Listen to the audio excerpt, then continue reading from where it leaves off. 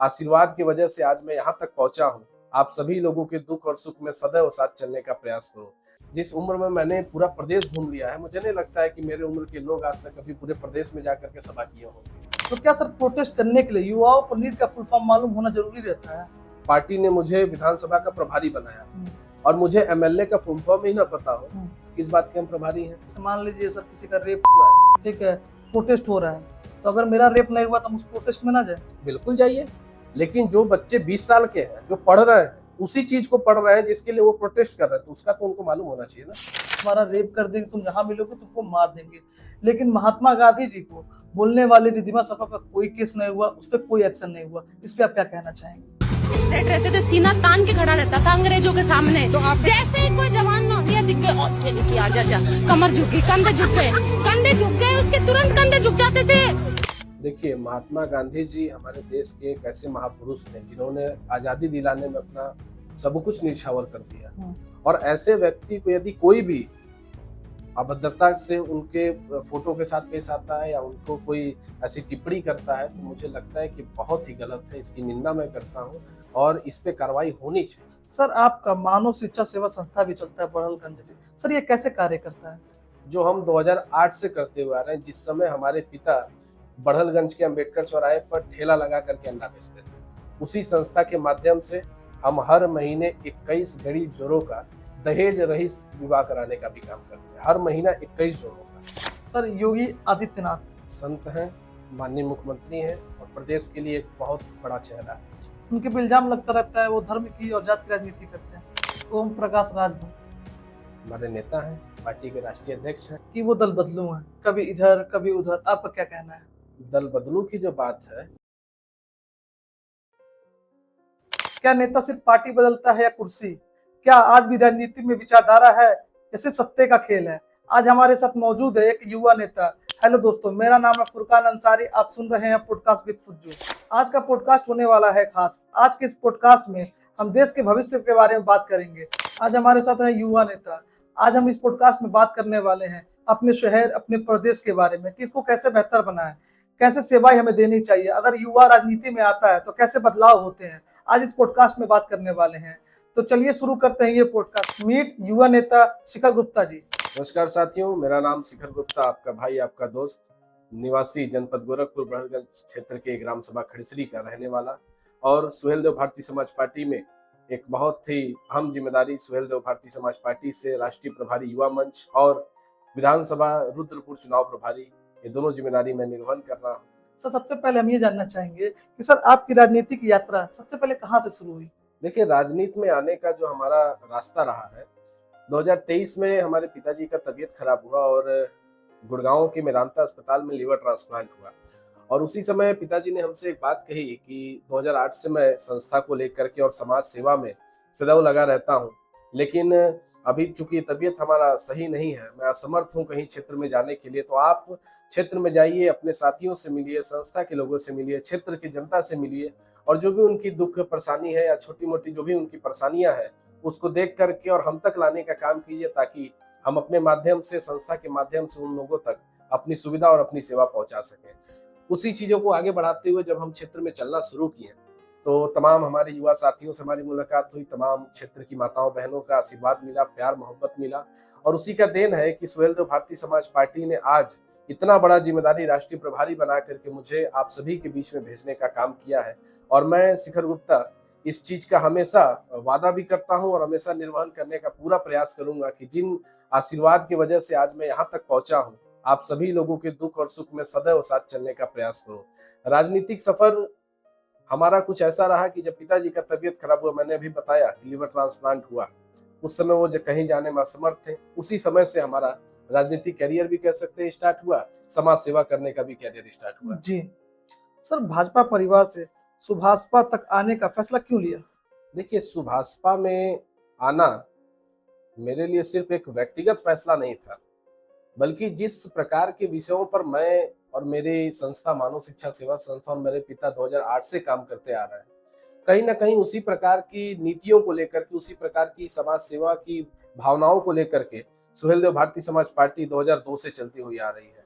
जब पहली बार इसी जनपद देवरिया में ही मेरी पार्टी के राष्ट्रीय प्रमुख, महासचिव और पूर्व राज्य मंत्री उत्तर प्रदेश सरकार माननीय डॉक्टर अरविंद राजभर जी से मुलाकात हुई, तो उन्होंने मुझे तमाम चीज़ों के बारे में बताया, अपनी पार्टी की योजनाओं के बारे में, पार्टी की नीतियों के बारे में, और उससे प्रभावित होकर के मैंने ये फैसला लिया कि जो काम हम भी व्यक्तिगत रूप में करते हुए आ रहे हैं, उसी काम को सुहेलदेव भारतीय समाज पार्टी राजनीतिक रूप में करने का प्रयास कर रही है और अपना क्षेत्र का जनप्रतिनिधि चुन करके उस क्षेत्र के लोगों तक ये योजना पहुंचाने का काम कर रही है। तो कहीं ना कहीं यही वो वजह रहा कि जहां मैं आप ये नहीं कह सकते कि बीजेपी छोड़ करके, बल्कि चूंकि आज के समय में अगर आप देखिए तो हम सुहेलदेव भारतीय समाज पार्टी एनडीए गठबंधन में है और एनडीए गठबंधन में बीजेपी ही है, तो कहीं ना कहीं हम लोगों ने दोनों लोगों का साथ पकड़ते हुए इस योजना को और हमारी इस यात्रा को और तेजी से आगे बढ़ाने के लिए, ताकि जो हम एक सूचना लेकर के चलते हैं, जो एक तरीका है हमारा काम करने का कि मैक्सिमम युवाओं को अपने साथ जोड़ करके लेके चलें,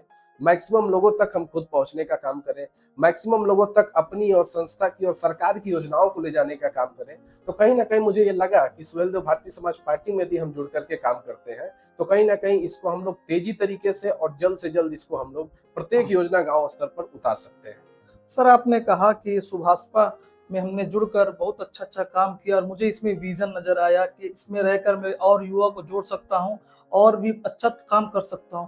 तो क्या सर ये भाजपा में रहकर आप नहीं कर सकते थे? बिल्कुल कर सकते थे। आज भी अगर आप कहिए तो हम लोग हैं तो भाजपा के ही लोग। आज सुहेलदेव भारतीय समाज पार्टी है तो एनडीए गठबंधन में ही, और एनडीए गठबंधन का मतलब है कि हम सभी लोग भाजपा की नीतियों का ही सपोर्ट कर रहे हैं, और भाजपा की नीतियों के साथ साथ में सुहेलदेव भारतीय समाज पार्टी अपनी भी नीतियों को ऐड करने का काम कर रही है और दोनों नीतियों को कंबाइन करके हम लोग क्षेत्र में चलने का काम कर रहे हैं। यानी कि हम कह सकते हैं कि सुभाषपा बीजेपी की बी टीम है। बी टीम का मतलब है कि हम लोग तो है गठबंधन में। आप कह सकते हैं गठबंधन में आज के समय में माननीय संजय निषाद जी भी हैं, निषाद पार्टी के राष्ट्रीय अध्यक्ष, माननीय अनुप्रिया पटेल जी भी हैं, हमारे नेता माननीय ओम प्रकाश राजभर जी भी हैं। तो सभी लोग कहीं ना कहीं बीजेपी की नीतियों से प्रभावित है।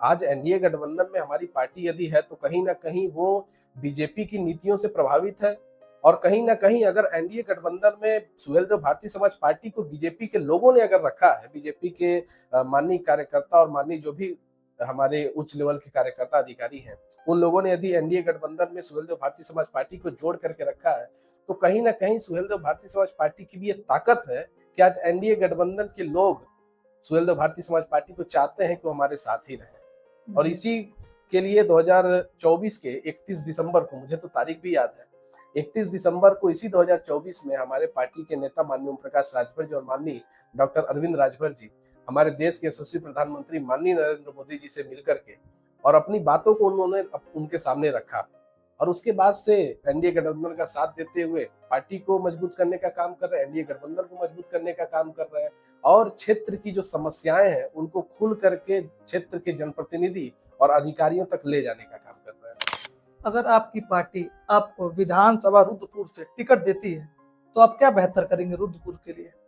बेहतर की अगर बात है तो रुद्रपुर के लोग पहले से ही बेहतर हैं। मैं आज से ही रुद्रपुर में नहीं चल रहा हूँ। जिस समय कहीं ना कहीं मेरे दिल दिमाग में भी नहीं था कि मुझे आने वाले समयों में विधानसभा का चुनाव या अन्य कोई भी चुनाव लड़ना है, मैं उस समय से रुद्रपुर के लोगों से रूबरू होता हूँ, उस समय से रुद्रपुर के लोगों से मिलता जुलता रहता हूँ, उस समय से रुद्रपुर के प्रत्येक गांव और ब्लॉक स्तर पर जाकर के हम लोग सभा और जनसभा और चौपाल करने का काम करते हैं। मैंने रुद्रपुर में रह करके एक चीज देखा है जो कहीं ना कहीं सुधार करने का एक विषय है, जहां पर चूंकि रुद्रपुर जो विधानसभा है वो कहीं ना कहीं पूरा नदी से सटा हुआ विधानसभा है, जहां तक मैं देखता हूँ, और उसके वजह से कहीं ना कहीं कुछ कुछ रास्ते खराब हैं, कहीं ना कहीं कुछ कुछ गांव ऐसे छूट गए हैं जहां पर सरकारी योजना नहीं पहुंच पाई है। तो इन छोटी छोटी समस्याओं को हम लोग अपना समस्या समझते हैं। जो भी हम लोग गांव में जाते हैं, चौपाल करते हैं, मीटिंग करते हैं, और वहां पर खड़े होकर के जब अपनी बातें रखते हैं तो वहां मालूम चलता है कि किसी का पेंशन नहीं मिल रहा है, वहां मालूम चलता है किसी का विधवा पेंशन नहीं मिल रहा है, किसी का 2 साल से नहीं है, किसी का 4 साल से बंद है। तो इस प्रकार की छोटी छोटी समस्याओं को हम लड़ने का काम करते हैं, और हमारे साथ साथ सुहेलदेव भारतीय समाज पार्टी का प्रत्येक कार्यकर्ता उस लड़ाई को लड़ता है। और मैं तो हर मीटिंग में, हर सभा में इस बात को कहता हूँ कि पार्टी का हम पार्टी के पदाधिकारी हैं, किसी भी क्षेत्र से, किसी भी जिले के हैं, यदि उस क्षेत्र का कोई भी परेशानी हम तक आता है तो उसको हम व्यक्तिगत परेशानी मान करके हम वहाँ उनकी मदद करने का काम करें, ना कि इस चीजों को सोचे कि हमको आने वाले समय में यहाँ चुनाव लड़ना है, ना कि हम इस चीज को सोचे कि आने वाले समय में यहाँ के लोग हमको वोट देंगे।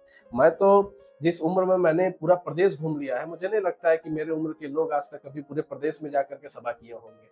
पूरे प्रदेश के 403 विधानसभाओं में मैक्सिमम विधानसभा सीटों पर मैंने कार्यक्रम किया है। मैक्सिमम विधानसभा सीटों पर जाकर के हम लोगों ने अपने युवा साथियों को जोड़ने का काम किया, एक मजबूत टीम बनाने का हम लोगों ने काम किया है।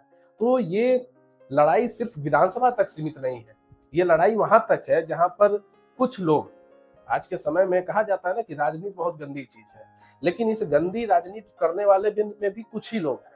बहुत से लोग हैं जो राजनीति को एक अच्छी दिशा में लेकर के जाने का प्रयास करते हैं। बहुत से ऐसे लोग हैं जो राजनीति के वजह से आज उनका एक नाम है, चाहे वो छात्र राजनीति से आए हो या फिर जिस भी चीजों से आए हो। तो आप किस चीज को किस तरीके से करते हैं, आप किस तरीके से उसको अपने क्षेत्र में इंट्रोड्यूस करते हैं, उस पर निर्भर करता है। हम लोगों ने भी यही किया है। छात्र राजनीति तो मैंने नहीं की है कभी, लेकिन गांव में जाने के बाद जब समस्याएं मैं सुनता हूँ, जिस समय मैं किसी पद पे नहीं भी था, जिस समय मैं किसी पार्टी में नहीं भी जुड़ा था, उस समय में भी मैं इंस्पेक्टर से लेकर के सीओ से लेकर के और क्षेत्र के अधिकारियों तक मैं फोन करके वार्ता करता था, और बात करने की वजह से उस क्षेत्र की समस्याओं को मैं दूर कराने का प्रयास करता था। और मुझे ये लगता है कि इस प्रकार की सोच हर व्यक्ति को रखना चाहिए जो क्षेत्र में चल करके अपने आप को उस क्षेत्र का जनप्रतिनिधि मानता हो, या फिर उस क्षेत्र की जनता ने यदि उसको अपना जनप्रतिनिधि चुना हो। 3 ऐसी विधानसभा रुद्रपुर में कमी बताइए, अगर आप वहां जीतते हैं तो उसको सबसे पहले करेंगे। सबसे पहला काम युवाओं को रोजगार देना। आज के समय में मैंने अभी बताया कि हमारे नेता 31 दिसंबर 2024 को माननीय देश के प्रधानमंत्री श्री नरेंद्र मोदी जी से मिले, और मिलने के बाद हमारे नेता से एक सवाल पूछा गया कि उत्तर प्रदेश का क्या हालचाल है। तो हमारे नेता ने खुल करके कहा कि आज के समय में अपने पूरे प्रदेश में युवा बेरोजगार होते जा रहे हैं, उनके पास कोई रोजगार नहीं है। मैं आपके पॉडकास्ट के माध्यम से सभी लोगों तक ये सूचना देना चाहता हूँ, हम लोगों ने तमाम फैक्ट्रियां लगाई अपने बड़हलगंज गोरखपुर, जहाँ का मैं निवासी हूँ। हम लोगों ने वहां पर तमाम फैक्ट्रियां लगाई, तमाम उद्योग लगाए, और उद्योग लगा करके आज के समय में हजारों लोगों को हम लोगों ने रोजगार देने का काम किया। अपने संस्था मानव शिक्षा सेवा संस्थान के माध्यम से मैंने सैकड़ों हजारों लोगों को रोजगार हमारी संस्था ने देने का काम किया। तो हमारा भी यही प्रयास रहेगा कि यदि आने वाले समय में रुद्रपुर की जनता का प्यार अगर मुझे मिलता है, आशीर्वाद मुझे मिलता है, और मैं तो आज भी इस बात को खुले मन से कहता हूँ कि मेरी तैयारी आज भी रुद्रपुर विधानसभा से विधायक लड़ने की नहीं है। मेरी तैयारी ये है कि सुहेलदेव भारतीय समाज पार्टी ने मुझे चुनाव प्रभारी बनाया है रुद्रपुर विधानसभा का, न कि प्रत्याशी। दोनों में बहुत अंतर है, प्रत्याशी और प्रभारी दोनों में बहुत अंतर होता है। आज के समय में पार्टी ने मुझे प्रभारी की जिम्मेदारी दी है, तो मैं उसका निर्वहन कर रहा हूँ। राष्ट्रीय प्रभारी मुझे युवा मंच का बनाया है, मैं उसका निर्वहन कर रहा हूँ। आने वाले समय में पार्टी जो भी जिम्मेदारी देगी, चाहे प्रत्याशी बना करके जिम्मेदारी दे या फिर उस क्षेत्र का कोई प्रत्याशी और बनता है उसका साथ देने के लिए अगर जिम्मेदारी दे, तो मैं शिखर गुप्ता उसके साथ पूरे तन मन धन से, पूरे निष्ठा भाव से। क्या सर आज राजनीति में बिना जाति धर्म को लेकर राजनीति करना संभव है? क्योंकि सर देखा जाता है कि जब भी कुछ चुनावी माहौल आता है तो राजनीति का, धर्म का मुद्दा उठकर चला आता है, कहीं दंगे होने लगते हैं, कहीं लड़ाई झगड़े होने लगते हैं। क्या इसके बिना भी राजनीति संभव है? राजनीति बिना कास्ट के भी संभव है, मैं इस बात को मानता हूँ। मेरा ये मानना है राजनीति में जात का कोई भाव नहीं, कोई वैल्यू नहीं होता है। मेरा ये मानना इसलिए है क्योंकि मेरा ये सोच है कि युवाओं का कोई कास्ट नहीं होता। क्योंकि युवा का यदि आप उसके शब्द का उल्टा कर देते तो युवा का उल्टा होता है वायु, और वायु को आज तक कभी किसी ने नाप नहीं पाया। तो ये कहना गलत है कि कोई भी व्यक्ति अगर राजनीति कर रहा है तो किसी एक जात की वजह से राजनीति कर रहा है, ऐसा नहीं है। हाँ, ये कहा जा सकता है कि इस जात के लोग, मैक्सिमम लोग, इस कास्ट के मैक्सिमम लोग इस पार्टी को सपोर्ट करते हैं। आज उसका एक बहुत बड़ा उदाहरण है, बहुजन समाज पार्टी के पास हरिजन समाज के लोगों का वोट है, और इस बात को हम सभी लोग जानते हैं कि बहुजन समाज पार्टी के पास जो वोट बैंक उनका फिक्स है, उसको तोड़ना बहुत मुश्किल है। ठीक उसी प्रकार से हम लोग ये भी जानते हैं कि सुहेलदेव भारतीय समाज पार्टी के पास राजभर कम्युनिटी का वोट फिक्स है। उसी प्रकार से हर पार्टी का एक एजेंडा बना हुआ है कि हमारे पार्टी में इस कास्ट के लोग ज्यादा सपोर्ट करते हैं, लेकिन ये कहना कि हमारी पार्टी सिर्फ इस कास्ट के वजह से चल रही है या हमारे पार्टी के जो जनप्रतिनिधि हैं या जो नेता हैं वो इस कास्ट के वजह से नेता बन रहे हैं, ये कहना मेरे नजरिए से गलत है। क्योंकि एक कास्ट के लोग कभी एक नेता नहीं बनाते हैं। आप कोई भी विधानसभा ले लीजिए, आप रुद्रपुर विधानसभा को ले लीजिए, उसमें हर कास्ट के लोग हैं। आप हमारा चिल्लूपार विधानसभा ले लीजिए, उसमें भी हर कास्ट के लोग हैं। तो किसी एक के चाहने की वजह से कभी कोई नेता नहीं बनता है। जब सर्व समाज आपको चाहेगा कि आप उसके जनप्रतिनिधि बने, सर्व समाज जब इस बात को चाहेगा कि आप क्षेत्र में चलने का काम करें, क्षेत्र में जा करके लोगों से मिलने का काम करें, तो हम मैं अगर अपनी बात कहूँ, हम लोग जब क्षेत्र में चलते हैं तो मैं कभी किसी का कास्ट नहीं देखता हूँ। मैं उस व्यक्ति के भी घर पे बैठा हूँ जिस व्यक्ति के सिर के ऊपर छत नहीं है। मैं उस व्यक्ति के भी घर पे बैठा हूँ जिसके पास 4 तलिया मकान है। मैं उस व्यक्ति के पास बैठा हूँ जो दलित समाज से आता हो। मैं उस प्रकार के व्यक्ति के भी साथ बैठा हूँ जो जनरल कास्ट के लोग आते हैं। तो मैं व्यक्तिगत रूप में मैंने कभी जात की राजनीति नहीं की। मैंने कभी पॉलिटिक्स इस वे में कभी नहीं किया कि हम सिर्फ इस जात के लोगों के साथ हैं या इस प्रकार के लोगों का हम साथ दें। एक उदाहरण मैं आपको देना चाहता हूँ। रुद्रपुर विधानसभा का आपने जिक्र किया। रुद्रपुर विधानसभा में आज के लगभग 2 साल पहले एक ग्राम सभा है मड़कड़ी, रुद्रपुर विधानसभा से थोड़ा, रुद्रपुर मार्केट से थोड़ा सा बाहर मड़कड़ी गांव में एक निषाद परिवार रहता था। उस निषाद परिवार में एक बुजुर्ग माता का चाकू मार करके हत्या कर दिया गया था, वो भी रोड पर। उनके बचाव में उनके लड़के जब उनके सामने आए तो उनको भी चाकू मार करके अधमरा कर दिया गया। और जब हमें सूचना मिली, उस दिन मैं गौरी बाजार में हमारा एक पार्टी का कार्यक्रम था, जिससे पूर्व में मेरे संस्था का कार्यक्रम था, मैं वहां जा रहा था। जब मुझे जानकारी मिली, मैंने कार्यक्रम में फोन किया कि मैं कार्यक्रम में नहीं आ पाऊंगा, और किस लिए नहीं आऊंगा ये बाद में आप पूछेगा, मुझे अभी एक बहुत इमरजेंसी काम से जाना है। मेरे लोगों ने कहा कि वो कार्यक्रम कर लेते हैं फिर जाते हैं। हमने कहा नहीं, पहले हमें उस परिवार तक पहुंचना चाहिए जो परिवार वाकई में पीड़ित है। मैं उस निषाद परिवार के पास गया। उस गाँव में मैं उस समय पहली बार गया, और जाने के बाद मैंने सीधे उनसे FIR की कॉपी मांगी। FIR की कॉपी मांगने के बाद जो वाकई में धारा लगनी चाहिए वो धारा लगी ही नहीं है। तो हमने अपने टीम के लोगों से कहा कि यहाँ के इंस्पेक्टर को फोन मिलाइए, मैं उनसे बात करना चाहता हूँ। हमने बात की, और बात करने के बाद हमने स्पष्ट रूप से बात कही कि इंस्पेक्टर साहब, ये परिवार पीड़ित है, और जो भी व्यक्ति मारा है कभी भी किसी अपराधी का कोई जात नहीं होता। ये बात स्पष्ट रूप से मैं हर चैनल से कहता हूँ, किसी भी अपराधी का कोई जात नहीं होता और पीड़ित का कोई जात नहीं होता। वो निषाद परिवार था, मैं गुप्ता हूँ, मैं वैसे समाज से आता हूँ। अगर मुझे अपने जात की राजनीति करनी होती तो मैं उस निषाद परिवार के पास कभी नहीं जाता, लेकिन मैं उस परिवार के पास इसलिए गया क्योंकि वो पीड़ित परिवार था। वहां जाने के बाद हमने स्पष्ट रूप से एक बात कही कि इंस्पेक्टर साहब, इस परिवार को न्याय मिलना चाहिए। यदि न्याय नहीं मिलता, ये परिवार पीड़ित है, तो हम लोग रोड पर आ जाएंगे। मैं और मेरी पूरी युवाओं की टीम इस परिवार को लेकर के आपके रुद्रपुर के आदर्श चौराहे पर हम लोग बैठेंगे, क्योंकि ये परिवार पीड़ित है और आपने इसको न्याय नहीं किया। धन्यवाद मैं दूंगा उस थाना के इंस्पेक्टर साहब का जो वर्तमान में रहे थे। उन्होंने हमारी बात को सम्मान करते हुए, हमारी बातों का मान सम्मान रखते हुए उस परिवार को न्याय दिलाने का काम किया, और जो व्यक्ति उनको मारा था उसके ऊपर कार्रवाई करने का काम किया। तो जो लोग मेरे ऊपर ये दाग लगाते हैं कि मैं एक जात की राजनीति करता हूँ, उन लोगों को इस बात को सोचना चाहिए कि वो निषाद परिवार मेरे जात का नहीं था। वो निषाद परिवार रुद्रपुर विधानसभा का था। जिस समय मुझे विधानसभा के बारे में जानकारी नहीं थी कि आने वाले समय में हमको यहाँ से प्रभारी बनाया जा सकता है, तो कहीं ना कहीं ये कहना गलत है कि शिखर गुप्ता जात की राजनीति करते हो या फिर किसी एक विधानसभा में मेहनत करते हो। सर, आपने कहा कि कुछ पार्टी वालों का, कुछ समाज वाले फिक्स होते हैं, कुछ कास्ट वाले फिक्स होते हैं कि हम इन्हीं को वोट देंगे। तो क्या वो लोग अनपढ़ होते हैं? अगर उनकी पार्टी जिसको आप फिक्स करके वो लोग बैठे हैं, अगर वो गलत काम करते हैं फिर भी वो उन्हीं को वोट देते हैं, ये बात आप भी जानते हैं, हम भी जानते हैं। तो उन लोगों को आप क्या कहना चाहेंगे?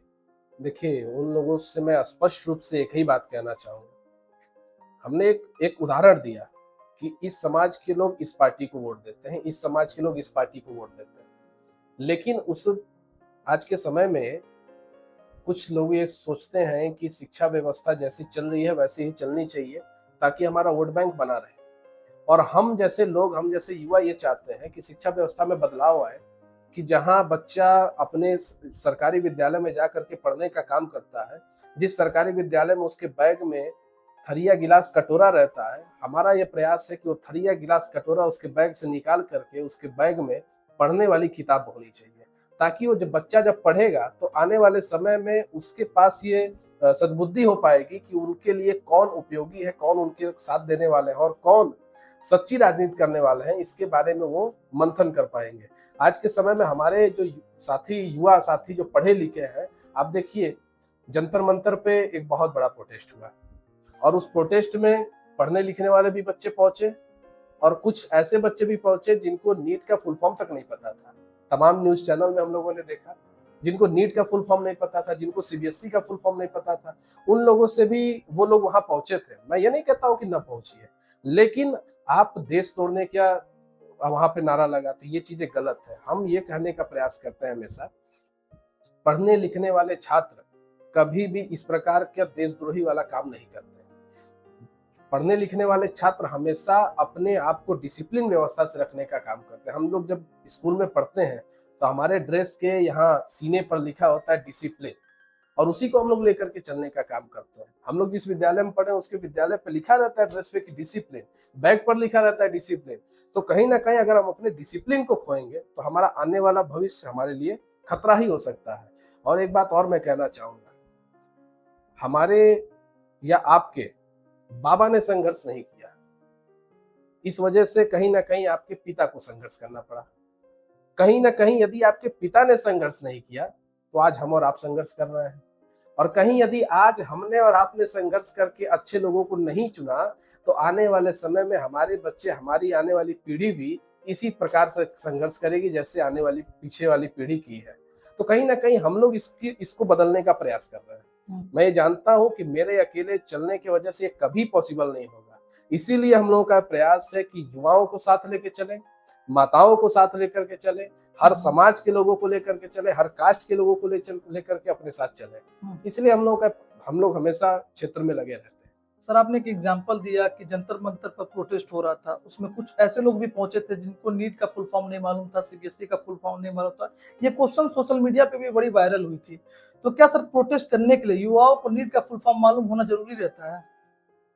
देखिए, विषय ये है कि आप जिस चीज के लिए काम कर रहे हैं, अगर मैं अपने लिए कहूं कि पार्टी ने मुझे विधानसभा का प्रभारी बनाया और मुझे एमएलए का फुल फॉर्म ही ना पता हो तो किस बात के हम प्रभारी हैं? सर, अगर किसी के, जैसे मान लीजिए सर किसी का रेप हुआ है, ठीक है, प्रोटेस्ट हो रहा है, तो अगर मेरा रेप नहीं हुआ तो हम उस प्रोटेस्ट में ना जाए? बिल्कुल जाइए, क्यों नहीं जाइए? तो फिर ये क्वेश्चन कहाँ से जो आ गया? गलत है उसके ऊपर आवाज उठाइए। हम लोग भी आवाज उठाते हैं, लेकिन उसके बारे में जानकारी भी तो होनी चाहिए। जी, मेरे कहने का मतलब ये नहीं कि आप वहां जाइए मत, मेरे कहने का मतलब यह है कि किसी भी विषय में आप आवाज उठाते हैं तो उसके बारे में पहले पूरी जानकारी ले लीजिए और उसके बाद उस पर काम कीजिए। अगर वो व्यक्ति अनपढ़ है, मान लेते वो अनपढ़ है, अगर लेकिन उसको मालूम है कि गलत हुआ है, नीट का पेपर लीक होना बच्चों के भविष्य के साथ गलत हुआ है, एक पेपर लीक हुआ है, उसको इतना मालूम है, फिर भी वो प्रोटेस्ट में ना जाए? बिल्कुल जाए जी, लेकिन मैंने अभी क्या बोला कि कुछ जो चैनल पे वीडियो पब्लिश हुए जी, उसमें लोगों ने ये कहा कि मैं पढ़ता तो हूँ लेकिन मुझे फुल फॉर्म नहीं पता है। तो जो व्यक्ति पढ़ नहीं रहा है, यानी कम से कम उसका उम्र 40 साल, 45 साल, 50 साल होगा, तो मैं मान सकता हूँ कि उसको फुल फॉर्म नहीं पता होगा। लेकिन जो बच्चे 20 साल के हैं, जो पढ़ रहे हैं, उसी चीज को पढ़ रहे हैं जिसके लिए वो प्रोटेस्ट कर रहे हैं, तो उसका तो उनको मालूम होना चाहिए ना। एक एंकर ने सर कहा था कि जब देश आजाद हुआ तो अगर जो लोग आजादी दिलाए, अगर उनसे पूछ लिया जाता कि फ्रीडम का फुल फॉर्म क्या होता है, चाहे फ्रीडम की स्पेलिंग क्या होती है, तो देश आजादी नहीं हुआ रहता। इस बात पे आप क्या कहेंगे? कहीं ना कहीं सही है, बिल्कुल। लेकिन उन्हें फ्रीडम की स्पेलिंग नहीं पता थी, लेकिन उनके फ्रीडम का मतलब पता था।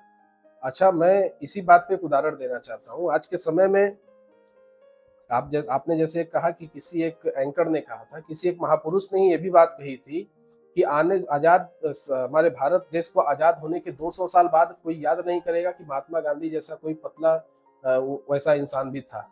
और ये आज सिद्ध हो रहा है। आज देश को आजाद हुए 80 साल पूरे नहीं हुए और आज लोग महात्मा गांधी जी को गाली दे रहे हैं। तो क्या गारंटी है कि आने वाले 200 सालों में लोग को विश्वास भी होगा कि महात्मा गांधी जैसा कोई व्यक्ति था जो देश को आजाद कराया? जी, तो कहीं ना कहीं ये दोनों बातें अपने में एक मतलब रखती है और दोनों बातें सच है। सर, आपने महात्मा गांधी जी का जिक्र किया और अब भाजपा पार्टी से भी जुड़े हुए हैं। सर, एक सोशल मीडिया पे वीडियो बहुत वायरल हो रहा है। वो लड़की नरेंद्र मोदी जी को बहुत भद्दे भद्दे शब्द बोलती जो नहीं बोलना चाहिए, और एक ही लड़की का और वीडियो वायरल हुआ, रिद्धिमा शर्मा, आप जानते होंगे अगर सोशल मीडिया पे यूज करते होंगे तो। उसने महात्मा गांधी को बहुत गंदे गंदे शब्द इस्तेमाल किए, कहा कि वो लड़कियों को लेकर घूमता था। तो नरेंद्र मोदी को जिस लड़की ने उल्टे सीधे शब्द बोले उस पर केस हो गया, उसके डीएम में इंस्टाग्राम पे चाहे सोशल मीडिया पे उसे मैसेज किया जा रहा, तुम जहां मिलोगी तुम्हारा रेप कर देंगे, तुम जहां मिलोगे तुमको मार देंगे। लेकिन महात्मा गांधी जी को बोलने वाली रिद्धिमा शर्मा पर कोई केस नहीं हुआ, उस पर कोई एक्शन नहीं हुआ। इस पे आप क्या कहना चाहेंगे? देखिए, महात्मा गांधी जी हमारे देश के एक ऐसे महापुरुष थे जिन्होंने आजादी दिलाने में अपना सब कुछ न्यौछावर कर दिया। और ऐसे व्यक्ति को यदि कोई भी अभद्रता से उनके फोटो के साथ पेश आता है या उनको कोई ऐसी टिप्पणी करता है तो मुझे लगता है कि बहुत ही गलत है। इसकी निंदा मैं करता हूँ और इस पे कार्रवाई होनी चाहिए। जी, इस बात का मैं शिखर गुप्ता इस बात को मैं कह रहा हूँ कि इस पे कार्रवाई होनी चाहिए। जिस प्रकार से आज के समय में माननीय नरेंद्र मोदी जी को यदि कोई व्यक्ति बोलता है उस पे कार्रवाई होती है, हम लोग उससे सहमत हैं। लेकिन हमारे देश के वो महापुरुष थे, महात्मा गांधी जी हैं, चंद्रशेखर आजाद जी हैं, बोस जी हैं, सभी लोग हैं। यदि इन लोगों के ऊपर यदि कोई टिप्पणी करता है तो कार्रवाई बिल्कुल होनी चाहिए। और संविधान में जो जो लिखा है या फिर आप देखिए जो हमारे आईपीसी सेक्शन के धाराओं में जो लिखा है तो बिल्कुल इस पे कार्रवाई होनी चाहिए। और ये गलत है, मुझे तो ये मैसेज नहीं मिला था। रियलिटी है कि मैंने इस वीडियो को सोशल मीडिया पर मेरे तक ये नहीं आया था, अगर आता तो मैं खुद भी उस पर रिस्पॉन्स करता। आपने कहा कि वो वीडियो मेरे तक नहीं है, मैं तो मैं खुद उस वीडियो का विरोध करता। सर, मैं आपको बताना चाहूंगा, आपकी पार्टी बीजेपी की कंगना रनौत का आपने नाम सुना होगा, जिसने कहा था कि जो आजादी मिली 2014 के बाद मिली। तो गांधी जी, सुभाष चंद्र बोस, भगत सिंह, आजाद, जितने स्वतंत्रता सेनानी हैं, क्या वो बेकार थे? उनकी मेहनत बेकार थी? मुझे लगता है कि इस पे आपने बीजेपी का जवाब नहीं देखा था। जी, ये बात कहना बिल्कुल गलत है। मैं ये बात कह रहा हूँ, माननीय कंगना जी ने जो एक बात कही कि 2014 के बाद आजादी मिली, इसमें दो चीजें हो सकती है, एक भावना और एक अर्थ। भावना ये कि जो बीजेपी के सपोर्टर्स थे उन लोगों के लिए आजादी थी, और कि जो 2014 के बाद, उन्होंने कहा कि 2014 के बाद आजादी मिली। मैंने कहा ना, इसमें दो चीजें हो सकती है, एक भावना और एक शब्द। शब्द गलत है लेकिन भावना, जो उनकी भावना होगी, मैं कह सकता हूँ वो सही है। इसलिए मैं इस बात को कह सकता हूँ कि उन्होंने कहा कि 2014 के बाद आजादी मिली। ये हो सकता है कि बीजेपी के लोगों को आजादी मिली, जो बीजेपी के लोग ये चाहते थे कि हमारे लोग सत्ता सरकार में आए ताकि कहीं ना कहीं हमारी पार्टी मजबूत हो। और पार्टी की जो नीतियां थी, बीजेपी की जो नीतियां थी, एनडीए की जो नीति थी, वो कहीं ना कहीं जनता तक पहुंचे, जो योजना थी वो जनता तक पहुंचे। तो इसको पूरा स्पष्टीकरण तो कोई नहीं दे सकता, लेकिन इस चीज को हम दो रूप में दे सकते हैं, जैसा मैंने बताया, एक भावना और एक शब्द। आपने बताया हो सकता है वो बीजेपी की पार्टी के बच्चों को बोल रही हैं, चाहे उनके कार्यकर्ता को बोल रही हैं, लेकिन उनका क्वेश्चन एकदम स्पष्ट था। देश 1947 में आजाद नहीं हुआ, 1947 में कोई पार्टी अभी उस तरह नहीं थी, तो फिर दो कैसे हो सकता है बीजेपी के लोग के लिए? आप देखिए ना, संविधान में क्या लिखा है। जी, क्या? संविधान से ऊपर न मैं हूँ, न आप हैं, न इस देश का कोई भी जनप्रतिनिधि है। जी, आज के समय में माननीय नरेंद्र मोदी जी भी संविधान के ही तरीके से चलते हैं। जी, तो संविधान में तो ये लिखा है ना, जी, 1947 में देश आजाद हुआ, किसके माध्यम से हुआ, जी, सारी चीजें स्पष्टीकरण है। तो उससे ऊपर कोई नहीं है, कोई व्यक्ति विशेष संविधान से ऊपर नहीं हो सकता। जी, और हम लोग सुहेलदेव भारतीय समाज पार्टी के लोग और मैं व्यक्तिगत रूप में, मेरे टीम के सभी लोग संविधान को मानने वाले लोग हैं, किसी व्यक्ति विशेष को मानने वाले नहीं। सर, आपका मानव शिक्षा सेवा संस्था भी चलता है बड़हलगंज में, सर ये कैसे कार्य करता है? देखिए, हमारी मानव शिक्षा सेवा संस्थान का सिर्फ एक उद्देश्य है, जनता का सेवा, जो हम 2008 से करते हुए आ रहे हैं। जिस समय हमारे पिता बड़हलगंज के अंबेडकर चौराहे पर ठेला लगा करके अंडा बेचते थे, उस समय से हम समाज सेवा करते आ रहे हैं। किस प्रकार से? जब आप किसी भी लाइन में जाएंगे, आप राजनीति में आएंगे तो आपको 10 लोग मिलेंगे जो पॉलिटिक्स करते होंगे। आप जब बिजनेस लाइन में जाएंगे तो आपको 10 लोग मिलेंगे जो बिजनेस करते होंगे। उसी प्रकार से जब हमारे पिताजी बड़हलगंज के अंबेडकर चौराहे पर ठेला लगा करके अंडा बेचते थे, तो उनके भी टीम में 15-20 लोग जो ठेला लगा करके अपना जीवन बिताने का काम करते, तो वो लोग थे। तो जब हमारे बड़हलगंज के मुक्ति पथ पे, जहाँ पर दाह संस्कार होता है, जहाँ एक व्यक्ति का अंतिम यात्रा कह लीजिए पहुंचता है, वहां पर जब कोई परिवार, गरीब परिवार का लाश या आप कह लीजिए वो पहुंचता था, तो यदि उसके पास पैसा नहीं होता था कि वो कफन खरीद सके, उसके पास पैसा नहीं होता था कि वो लकड़ी खरीद सके, उस समय मेरे पिता उसी बड़हलगंज के अम्बेडकर चौराहे पे जितने ठेला वाले साथी थे उनके सभी लोगों से 5 रुपया, 10 रुपया, 2 रुपया, 20 रुपया चंदा लेकर के, पैसा मांग करके और उस परिवार तक ले करके देने का काम करते थे, ताकि वो परिवार सही से दाह संस्कार कर सके।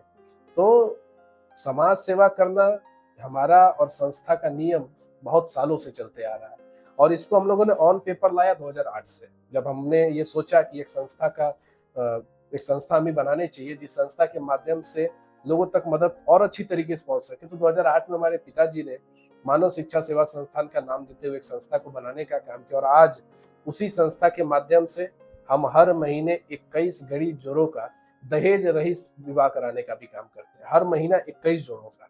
और आप जोड़ लीजिए, आपके पॉडकास्ट में मैं इस बात को कह रहा हूँ सभी लोगों से, एक परिवार के पीछे हम लोग 50,000 रुपए का सामान देते हैं। उस 50,000 रुपए के सामान में बेड, कुर्सी, सिलाई, फिर आपका जो भी दहेज में आप सामान देते हैं, चाहे वो कुर्सी मेज हुआ, चाहे वो आपका टीवी, एसी, कूलर हुआ, या जो भी सामान है, हम लोग अपने तरफ से लगभग 50,000 रुपए का सामान उस परिवार को देने का काम करते हैं। साथ ही साथ लड़की पक्ष से और लड़का पक्ष से जो भी 20-20, 30-30 लोग आते हैं उनके भोजन की व्यवस्था कराते हैं। एक परिवार के पीछे हर महीना संस्था 60,000 रुपया सामूहिक विवाह में सिर्फ खर्च करती है। मैंने सिर्फ आपको एक उदाहरण दिया, सिर्फ सामूहिक विवाह में एक परिवार के पीछे हम 60,000 रुपये महीना खर्चा कर रहे हैं, और एक महीने में हम 21 जोड़े का शादी कराते हैं। जितना मैंने जोड़ा है, अगर एक महीने में 21 परिवार को 60,000 रुपये से अगर आप लोग पूरा करते हैं तो 12,60,000 रुपया होता है। और इसको यदि हम साल भर में कन्वर्ट करते हैं, एक साल में 12 महीने में, तो 1.5 करोड़ रुपए से अधिक होता है। तो आज संस्था में जो करोड़ों लाखों लोग जुड़े हुए हैं, उनका ये देन है कि आज ये संस्था इतनी मजबूत है कि करोड़ों रुपया खर्चा करा करके सामूहिक विवाह कराती है पूरे साल भर। और अभी पिछले इसी 2026 के पिछले फरवरी के महीने में 21 फरवरी को मेरे माता पिताजी के शादी का सालगिरह होता है। शादी के सालगिरह के दिन हमारे पार्टी के राष्ट्रीय प्रमुख महासचिव माननीय डॉक्टर अरविंद राजभर जी सामूहिक विवाह के कार्यक्रम में आए, बतौर मुख्य अतिथि वो पहुंचे, हम सभी को अपना आशीर्वाद दिया, सभी जोड़ों को अपना आशीर्वाद दिया। और मुझे बताने में खुशी होती है कि उस दिन माता पिताजी के शादी के सालगिरह के दिन हम लोगों ने 121 जोड़े का शादी कराने का काम किया। अब आप जोड़ लीजिए, एक परिवार के पीछे 60,000 रुपए का खर्च, तो 121 परिवार के पीछे कितना रुपया होता है। तो और ये पैसा मेरा व्यक्तिगत पैसा नहीं है, मैंने बताया ना कि संस्था का बस एक उद्देश्य है, लोगों से सहयोग लेके लोगों को सहयोग देना। ये जनता का ही पैसा है, लेकिन वो जनता का पैसा ले करके जनता के पैसे के माध्यम से जनता का ही मदद करना, यही सोच है मानव शिक्षा सेवा संस्थान ने, जिसका नाम हम लोगों ने दिया है नई दिशा नई उड़ान। इस नाम के पीछे हम लोग काम करते हैं। और संस्था में हमारी तमाम, मैंने अभी आपको बताया कि तमाम हमारी फैक्ट्रियां चलती है। पानी की फैक्ट्री है, बिस्किट की फैक्ट्री है, बेकरी है, फर्नीचर का है, ऑयल प्लांट है, तमाम सीमेंट का हमारे पास डीलरशिप है। तो इन सभी कंपनियों से जो पैसा मैं कमाता हूँ, इस बात को मैं चौराहे पर खड़े होकर के मैंने कहा, यही आपके देवरिया आपके शहर में पुरवा चौराहे पर, सोनू घाट चौराहे पर, कुंदू चौराहे पर, भलवनी चौराहे पर, करुणा चौराहे पर, बरहज चौराहे पर, बारा दीक्षित चौराहे पर, अनेक ऐसे चौराहे उदाहरण है जिस चौराहे पर मैंने खड़े होकर के अपने पानी का प्रचार किया, जिस पानी को हम बनाते हैं। और उस पानी के प्रचार में मैंने एक बात कही कि इस पानी को बेच करके जो रुपया मैं कमाता हूँ, हमारा परिवार जो इस पैसा कमाता है, उसी कमाए हुए पैसे से हम हर महीना सामूहिक विवाह कराते हैं। और ये बात मैंने कहा कि जो अन्य कंपनियां आज मार्केट में सर्वाइव कर रही है, उन लोगों को भी ये काम करना चाहिए। जिस प्रकार से मैं कमा रहा हूँ, उस प्रकार से आप भी कमा रहे हो। मैं 21 कराता हूँ, आप भी 21 कराइए। मैं 21 कराता हूँ, आप 21 नहीं करा पा रहे हैं, 11 कराइए, 5 कराइए, 1 कराइए, लेकिन समाज के लिए कुछ ना कुछ कीजिए। जी, ये बात हम लोग करते हैं। सर आप युवा हैं और युवाओं को लेकर चलते हैं।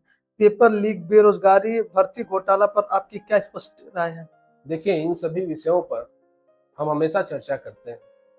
हर मंच से मैंने इस बारे में चर्चा की। जो हमने बताया कि हम व्यक्तिगत रूप में हम फैक्ट्री लगा करके लोगों को रोजगार दे रहे हैं।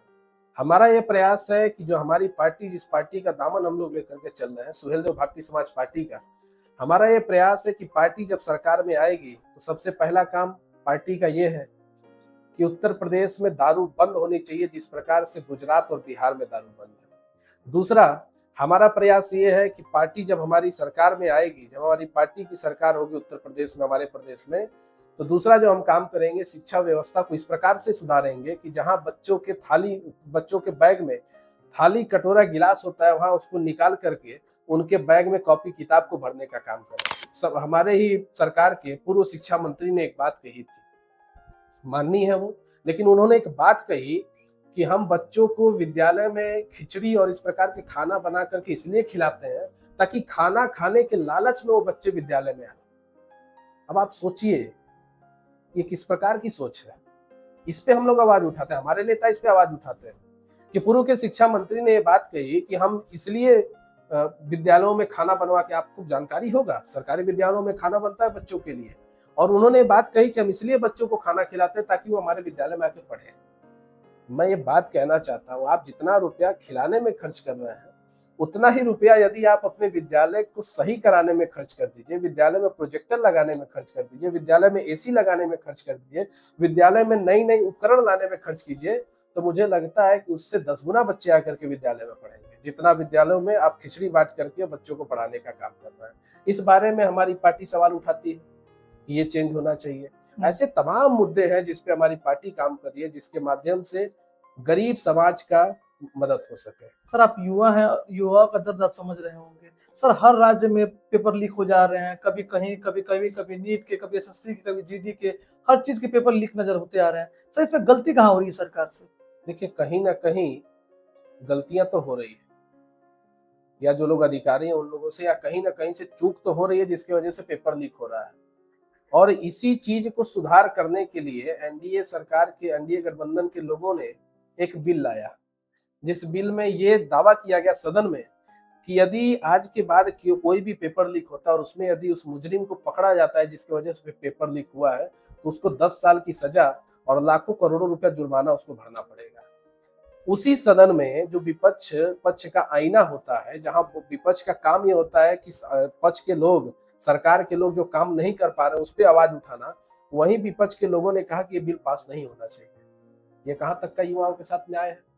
आप कहते हैं कि हम जंतर मंतर पे जाकर के युवाओं के लिए लाठी खा रहे हैं, हम जंतर मंतर पे जाकर के युवाओं के लिए लड़ रहे हैं, तो युवाओं के लिए जब एनडीए के लोग इस बिल को ला रहे हैं कि यदि आने वाले समय में कोई भी पेपर लीक होगा तो इस प्रकार से उनके साथ व्यवहार किया जाएगा, तो आप उस पर क्यों नहीं अपनी सहमति दे रहे हैं? आपको सहमति देना चाहिए। आप युवाओं, देश के युवाओं का बात है, आज देश में 50-60% से अधिक युवा है, आप क्यों नहीं उनके साथ चलने का काम कर रहे हैं? आप इस बिल को पास करवाइए ताकि युवा सेफ हो सके। युवा जो पढ़ाई कर रहा है, जो साल 2 साल 5 साल युवा मेहनत करता है, उसका पेपर लीक हो जा रहा है, उसको सुधार करने के लिए यदि सरकार कोई नियम ला रही है, कोई बिल ला रही है, आप उसका समर्थन नहीं करते हैं जी। तो किस बीच में मैं आपको मानूं कि आप युवाओं के साथ चलने का काम कर रहे हैं? सर आप युवाओं का साथ देते हैं, युवाओं को लेकर चलते हैं, पार्टी किसी की भी हो, लेकिन प्रेजेंट टाइम में युवाओं के साथ न्याय नहीं हो रहा है। हमेशा पेपर लीक हो रहा है, चाहे रोजगार नहीं मिल रहा है, चाहे उन्हें इधर ले जाया जा रहा है, उधर ले जाया जा रहा है, लेकिन शिक्षा, रोजगार, इस सबसे वंचित है वो लोग। सर इस पे आप क्या कहना चाहेंगे? देखिए उसी पे मैं काम कर रहा हूँ। मैं अपने व्यक्तिगत की जिम्मेदारी ले सकता हूँ, बाकियों की नहीं। मैं व्यक्तिगत रूप में उस पर काम कर रहा हूँ कि मेरा ये प्रयास है कि पूर्वांचल के युवा एक ही लाइन में चले, जिस लाइन से सही को सही कहें और गलत को गलत कहें, स्पष्ट रूप से। जो सही है उसका सही बोलिए, जो गलत है उसको गलत बोलिए। मेरा यह प्रयास है कि मैं पूरे अपने अगल बगल के जिलों में, पूरे पूर्वांचल में करूं, और मेरा यह प्रयास है कि मेरे जैसी सोच रखने वाले और हमारे युवा साथी आगे आवें, ताकि वो पूरे प्रदेश और पूरे देश में इस बात को रख सकें कि युवा यदि सही है तो सही को सही कहो और गलत को गलत कहें। सर योगी आदित्यनाथ संत हैं, माननीय मुख्यमंत्री हैं और प्रदेश के लिए एक बहुत बड़ा चेहरा है। उनके पे इल्जाम लगता रहता है वो धर्म की और जात की राजनीति करते हैं। बिल्कुल नहीं, मैं ये बात नहीं मानता। अन्य लोग क्या मानते हैं मुझे उससे नहीं मतलब। मैं इस बात को कभी नहीं मानता हूँ कि उनके ऊपर कभी ये दबा लगा। अखिलेश यादव और मेहनत करना चाहिए, और हमारा ये मानना है कि थोड़ा सा एसी और पीसी से बाहर आना चाहिए। व्यक्तिगत कैसे हैं वो? व्यक्तिगत रूप में तो मैं कभी नहीं मिला हूँ, और जब तक मैं नहीं मिलूं तब तक मैं नहीं बता सकता हूँ कोई व्यक्तिगत कैसा है, लेकिन जितना हम लोगों ने देखा है उतना तो अच्छे ही है। ओम प्रकाश राजभर हमारे नेता हैं, पार्टी के राष्ट्रीय अध्यक्ष हैं, कैसे हैं ये? मेरे प्रेरणा स्रोत हैं, हमें जी। सिखाते हैं, सही जगह चलने का रास्ता बताते हैं। माननीय नरेंद्र मोदी जी माननीय जी हमारे देश के प्रधानमंत्री हैं, और कहीं ना कहीं अभी जो लेटेस्ट उन्होंने एक युवाओं के लिए वीडियो डाला, तो कहीं ना कहीं हम युवाओं के लिए भी और पूरे देश के लिए प्रेरणा स्रोत है। राहुल गांधी विपक्ष के एक मजबूत नेता हैं और मुझे लगता है कि सवालों को थोड़ा सा और सुधार करना चाहिए। मैंने बताया कि विपक्ष आईना होता है, सवाल और मजबूत करें तो लड़ाई लड़ने में और मजा आए। ऐसा नहीं है कि आप अपनी पार्टी को बेहतर कह रहे हैं, दूसरे के नामों को थोड़ा सा। बिल्कुल नहीं, मैंने क्या कहा, सभी लोग अपने जगह पर बेहतर हैं, सभी लोग अपने जगह पर अच्छा जी। काम कर रहे हैं, लेकिन हमारे नजरिए से और पार्टी के नजरिए से थोड़ा थोड़ा सभी लोगों को सुधार करना चाहिए।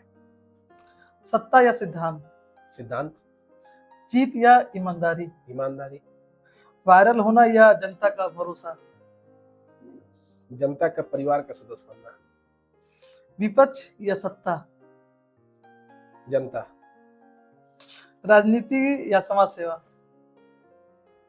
दोनों कह सकते हैं क्योंकि दोनों गलत तो है नहीं, दोनों एक सिक्के के दो पहलू हैं, करने का तरीका बस सही होना चाहिए।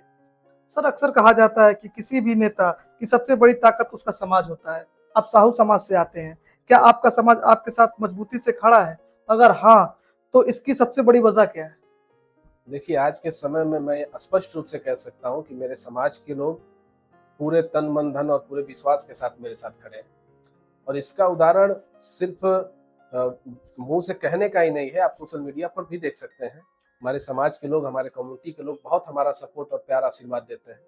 और रही बात इसका देन क्या है, तो जैसा कि मैंने बताया कि मैंने कभी किसी एक कास्ट की राजनीति नहीं की। कहीं ना कहीं ये भी एक रीजन हो सकता है कि लोगों ने ये देखा होगा कि भाई ये व्यक्ति, ये बच्चा, ये लड़का जो है, ये कभी एक लोगों को लेके नहीं चल रहा है, तो कम से कम हम उसके कम्युनिटी के, हम उसके समाज के हैं, हम लोग उनका साथ दें। कहीं ना कहीं ये भी एक रीजन है। बाकी जनता क्यों किसी को पसंद करती है, ये सवाल तो जनता से होना चाहिए। हम लोग जनप्रतिनिधि हैं, हम लोग नेता हैं, तो हम लोग तो ये कह सकते हैं कि ये लोग हमारा साथ दे रहे हैं, तो मैं भी उनका साथ देने के लिए सदैव खड़ा हूँ। आपकी पार्टी के उच्च नेता पर अक्सर इल्जाम लगता रहता है कि वो दल बदलू हैं, कभी इधर कभी उधर। आपका क्या कहना है? दल बदलू की जो बात है, एक बहुत ही बड़ा उदाहरण है। आज के समय में आपने कभी ये नहीं सुना होगा कि किसी नेता ने अपने मंत्री पद से इस्तीफा दे दिया हो अपने खुद के चाहने से। हमारे नेता ने होकर के दिखाया है। 2017 में हमारे नेता ने ही बनारस के सारनाथ मैदान से, महाराजा सुहेलदेव राजभर जी के मैदान से यह ऐलान किया कि आज इसी वक्त मैं मंत्री पद से इस्तीफा देता हूँ। आप बताइए ना, आज के समय में उत्तर प्रदेश में 403 विधायक हैं, तमाम एमएलसी हैं, तमाम मंत्री हैं, कि आज तक कभी ने किसी व्यक्ति ने समाज के लिए, और वो इस्तीफा भी क्यों हुआ, जब बीजेपी से हमारे सुहेलदेव भारतीय समाज पार्टी का गठबंधन हुआ तो तमाम विषयों पर इन्होंने अपनी बात रखी कि हमको इन मुद्दों पर काम करना है और आपको हमको सपोर्ट चाहिए, तभी मैं आपके गठबंधन में रहूंगा। वहां से आश्वासन मिला कि हाँ आप हमारे साथ आइए, ये काम होगा, मंत्री पद भी मिला। लेकिन उसके बाद जब वो काम नहीं हुआ, जिस काम के लिए समाज के लड़ाई लड़ने के लिए माननीय मंत्री जी जाने जाते हैं, जब वो काम नहीं हुआ तो उसी भरे मंच से हजारों लाखों की संख्या की भीड़ थी, और उस मंच से माननीय नेताजी ने कहा कि आज हम इस पद से इस्तीफा दे रहे हैं। ये पद जब हमारी जनता के किसी काम का नहीं तो मेरे भी किसी काम का नहीं। तमाम उसके बाद नेताओं का कॉल आया कि राजभर जी आपने ऐसा क्यों किया। हम लोगों ने भी मोबाइल पर देखा, जब से हम पार्टी में जुड़े तब से हम लोग भी इस चीज को, मैसेज को हम लोग जानते रह रहे हैं। तो ये कहना गलत है कि दल बदलू वो नेता है। ये कहिए कि वो जनता के हित के लिए दल बदले हो और जनता के हित के लिए ही उन्होंने मंत्री पद से इस्तीफा दिया हो। और यदि कोई और व्यक्ति मंत्री पद से इस्तीफा दिया हो जनता के लिए अपने मन से, तो आप बताइए उनका नाम, हम लोग उनका साथ देने के लिए भी तैयार है, क्यों नहीं। जनता के साथ जो व्यक्ति खड़ा है, मैं, मेरी टीम, मेरी संस्था, मेरे लोग सदैव उसके साथ खड़े हैं। अगर आपने ये पॉडकास्ट देखा होगा तो आपने जाना होगा कि युवा नेता कैसा होना चाहिए। आजकल के नेता वादा तो कर देते हैं, इन्होंने जमीनी स्तर पर करके दिखाया, उसके बाद ये सत्ता में आए हैं। हमारा नेता कैसा हो, क्या इनके जैसा होना चाहिए? कमेंट बॉक्स में जरूर बताएं। अगर आपको ये वीडियो अच्छी लगी हो तो लाइक करें, कमेंट करें। हमसे या सर कुछ भी आपको पूछना हो तो आप कमेंट बॉक्स में कमेंट कर सकते हैं, या आप हमें इंस्टाग्राम पे फॉलो करके आप हमें डीएम भी कर सकते हैं। सर आपको अगर इस मन से हमारे युवा साथियों को कुछ कहना हो तो आप क्या कहना चाहेंगे? आप सभी साथियों से बस एक मैसेज, एक रहिए, नेक रहिए और मजबूत रहिए। हम और आप जब एक रहेंगे तभी हम और आप मजबूत होंगे। बाकी आज की पॉडकास्ट के लिए आपको बहुत बहुत धन्यवाद। आप सभी दर्शकों का बहुत बहुत धन्यवाद, दिल से आप सभी का आभार। इस चैनल को सब्सक्राइब करें और अपने उन दोस्तों को शेयर करें जो युवा नेता बनने वाले हैं। साथियों, यदि आपको ये पॉडकास्ट पसंद आया हो, जो कि पॉडकास्ट विद फुजू के नाम से आप सभी तक पब्लिश हो रहा है, तो आप इस पॉडकास्ट को, इस चैनल को और इस वीडियो को अधिक से अधिक युवाओं तक शेयर करने का काम करें, कमेंट करने का काम करें, लाइक करने का काम करें। और यदि मेरे लिए, आपके इस भाई के लिए आपका कोई सुझाव हो तो प्लीज कमेंट करने का जरूर काम करें। बहुत बहुत धन्यवाद। Always do hard work and be positive.